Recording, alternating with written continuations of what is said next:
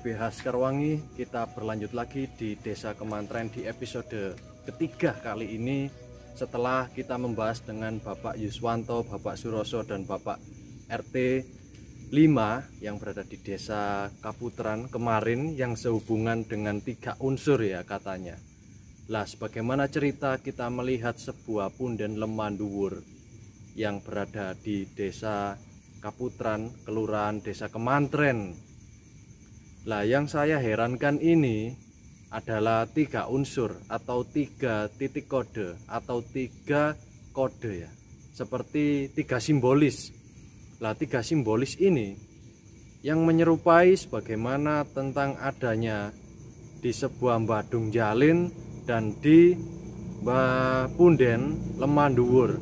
Beserta kita akan melanjutkan sebuah penelusuran misteri yang berada di Desa Kemantren saat ini, yang kita akan berlanjut lagi di episode ketiga. Tetap ikuti terus jejak TBH Sekarwangi.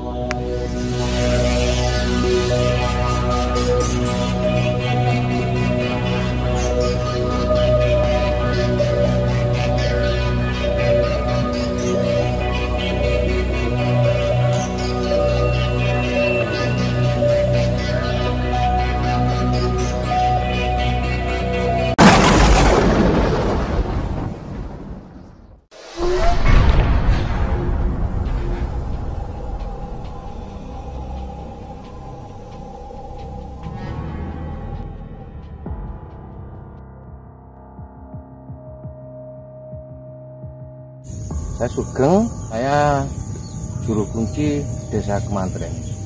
Ini kalau mitos dari orang-orang tua dulu, ya. Kalau saya memang bukan asli dari sini, tapi ada pembicaraan dari orang tua-tua dulu. Ini adalah memang dipercaya sebagian warga sebagai yang babat desa. Oh, sering katanya ada yang menampakkan diri itu ular besar, tidak di malam hari, kelihatannya nyata. Ada lagi cerita dari orang yang cari rumput, memang waktu zuhur dan dia lupa dan istirahat, istilahnya ada yang mengatakan menampakkan diri, dan itu terjadi sampai orang cari rumput itu lari. Ini juga dipercaya sebagian warga petani kalau mau panen atau mau tanam padi itu bancaan, masihlah bancaan. Musim hujan rendengan lah istilahnya. Sawah kalau sudah dibaca kayak gini kan habis panen istilahnya, sebelum dibajak atau sudah dibajak kan banyak kata itu besar-besar. Banyak kata. Ya, banyak kata besar itu kata biasa. Tapi ada juga yang cerita di area dekat besar punden ini kadang-kadang kata itu seperti tambah besar, tambah besar. Oh, tambah besar, tambah ya, besar. Itu ada yang cerita seperti itu.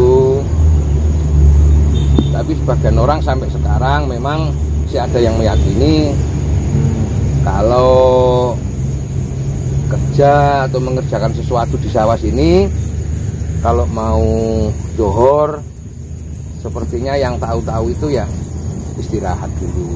Istirahat dulu. Iya, istirahat dulu. Mungkin khawatir dari cerita-cerita orang seperti cari kata, seperti orang cari rumput, itu macam-macam itu. Terus ada lagi cerita dari orang tua juga, mitosnya di sebelah barat itu dulunya ada pohon mangga. Oh, di sebelah situ. Ya, tapi sekarang sudah tidak ada. Oh, mangganya bagaimana ceritanya? Mangganya itu juga gitu. Kalaupun masih mentah, masih istilahnya masih pentil lah. Kalau dimakan dimakan di sini. Itu manis. Oh, kalau dibawa pulang nggak bisa dimakan, kecut, sengir itu katanya begitu. Oh, kalau keyakinan orang, mitosnya itu Mbah Lindhuboyo itu kan yang apa ya, kasar-kasar yang punya desa. Iya. Tapi sebagian orang juga Badung Jalin ini juga yang babat desa. Juga ada 2 mitos. Ya. Ada 2 mitos. Ada yang mengatakan di sini tidak ada makam.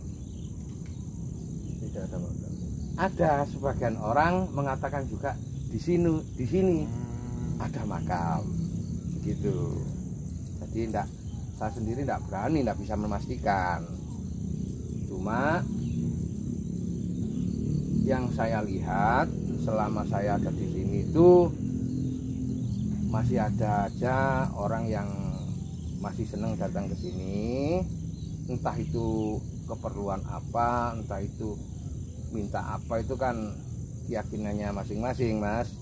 Apalagi kalau biasanya yang saya lihat itu kalau musim mau ada pilihan kepala desa, Ya. itu sering orang datang sini. Terus ada yang mengatakan ingin sembuh, punya dari sakit, itu sebagian juga ada di sini. Dan di sini itu sementara ini memang masih bebas. Orang datang itu masih bebas, ya mungkin cuma gini aja loh. Yang penting nggak ngerusak gitu loh. Itu aja kok. Ini pohon apa, Pak, yang paling besar di sini? Pohon asem, Pak? Ini yang sebelah timur ini pohon asem. Yang paling besar. Yang paling besar itu ada yang mengatakan pohon trembesi, Ya. ada yang mengatakan pohon teki. Oh, pohon teki. Ya, terus sebelah sana itu ada kepo. Kepo. Ya, ada kepo. Terus itu ada apa ya? Rukem, ada pohon rukem yang kecil itu yang agak seperti menjalar itu, ada pohon rukem. Ada buahnya, Pak, ya? Selama saya di sini belum pernah berbuah, cuma berbunga, gugur, berbunga, gugur, berbunga, gugur gitu. Di sini tuh udah ada dupa, ada kembang, ada bunga, juga ada apa ya, istilah orang Jawa itu takir ya. Iya, takir. Nah, ada takir itu. Itu isinya takir apa, Pak? Nah, takir itu ya macam-macam. Kalau saya lihat, pernah saya lihat itu kan ada uangnya, ada apa tuh ya,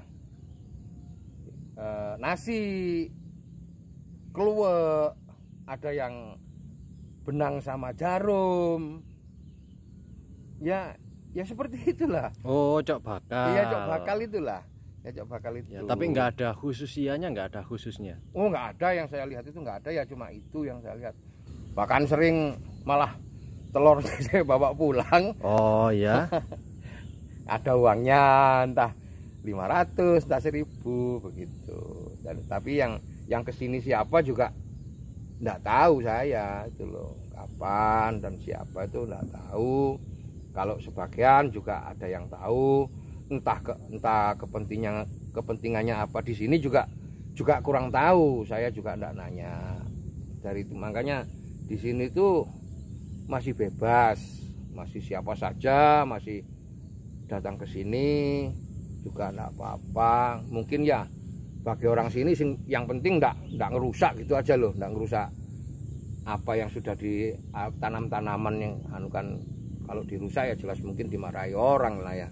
Ada pohon jati, ada pohon asem, trembesi, sama kepo yang kita lihat ini. Oh, yang kecil tadi apa, Pak? Rukem. Oh, pohon rukem. Ya, ada rukem. Dirawat tidak dirawat itu kan tinggal kitanya sendiri. Kita meyakini apa kita tidak meyakini. Kita percaya apa kita tidak percaya.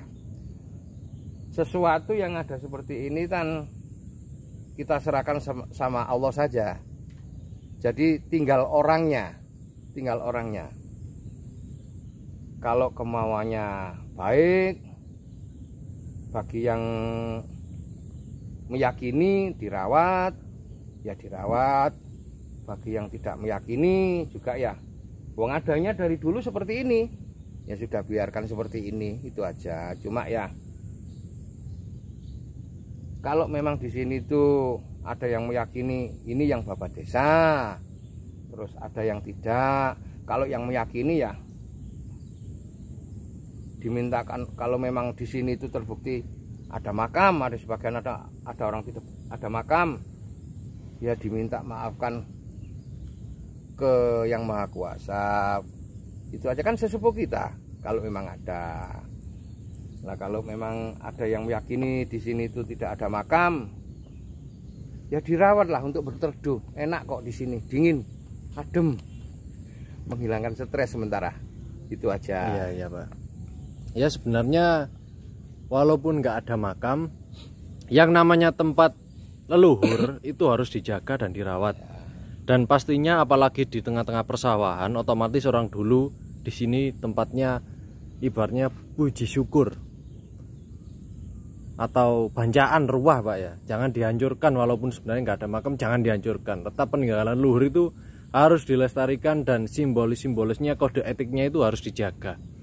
Karena leluhur meninggali seperti ini tidak mungkinlah sia-sia. Begitu Pak Sugeng ya? Betul, betul. Ada pertanian, ada pemukiman.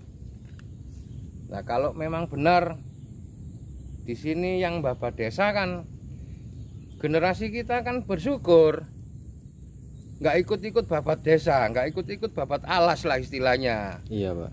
Wong tinggal menikmati aja kok repot kan, nggak boleh. Jadi ya terserah bagi yang meyakini atau terserah bagi yang tidak meyakini. Begitu aja. Iya Pak.